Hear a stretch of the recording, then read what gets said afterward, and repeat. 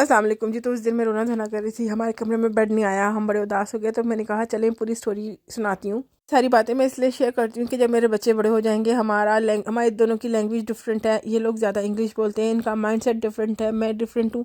तो ये सारी यादगार जो है ना महफूज रहेगी। जब ये बड़े होंगे तो देखेंगे कि भाई हम मेरी माँ ने या बाप ने जो है कितना कितना डिफरेंट तरीके से सफ़र किया अपनी ज़िंदगी में। जनाब, बात यह है कि हमारी शादी में हमारे ससुराल वालों ने हमारा जहेज़ नहीं लिया था, क्योंकि मैंने बाहर आना था। तो उन्होंने कहा इसकी ज़रूरत नहीं है। जब मैं बाहर आई तो हमारे पास यहाँ गद्दा था, मतलब बेड था, लेकिन वो स्टील का था, विच वॉजेंट गुड। तो गद्दा हमने ज़मीन पे ही रखा।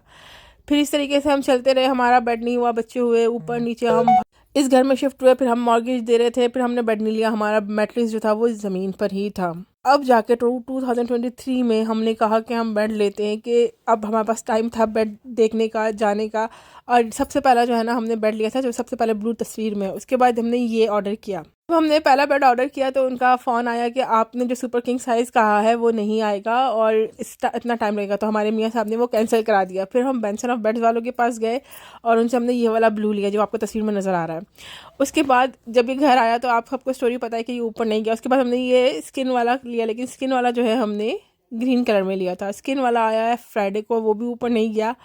और हम दोबारा गए थे, इसका काफ़ी दुख हुआ हम दोनों को। हम लोग कल ऐसे शॉक बैठे हुए थे वहाँ पर दुकान के अंदर कि हमें समझ ही नहीं आ रहा था हमें क्या कहना चाहिए, क्या करना चाहिए।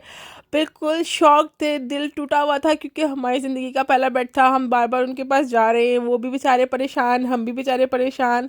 समझ नहीं आ रही थी कि क्या हो रहा था। दिल टूटा टूटा था, क्योंकि मैंने पहली दफ़ा बेड लेना था अपने बेडरूम के लिए। तो मैं बड़ी खुश थी कि चलो अच्छा सा बेड लेके आएंगे। लेकिन काफ़ी दिल बेजार हुआ। लेकिन फिर ये सोचा कि चलो अल्लाह ताला को पता है, वो देख रहा है, उसने सारा कुछ हमारे लिए प्लान किया हुआ है। उसको पता होगा कि ये चीज़ हमारे लिए अच्छी नहीं है, क्या चीज़ हमारे लिए अच्छी है।